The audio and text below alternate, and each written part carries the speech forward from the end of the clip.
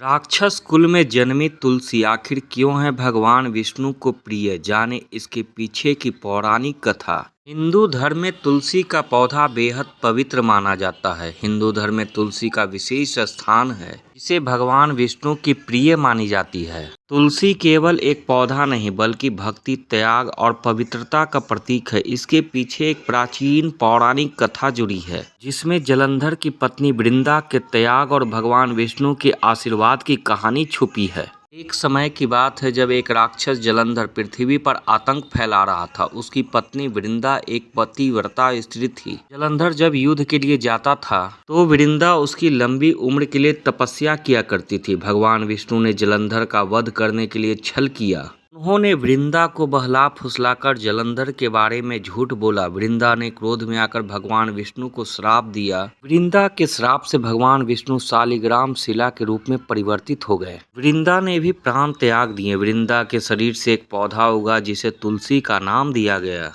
भगवान विष्णु ने वृंदा को समझाया कि उन्होंने यह सब जलंधर का वध करने के लिए किया था। उन्होंने वृंदा को वरदान दिया कि वह तुलसी के रूप में उनके साथ हमेशा रहेगी। तभी से तुलसी को भगवान विष्णु की प्रिय माने जाने लगा। तुलसी को हरि प्रिया भी कहा जाता है।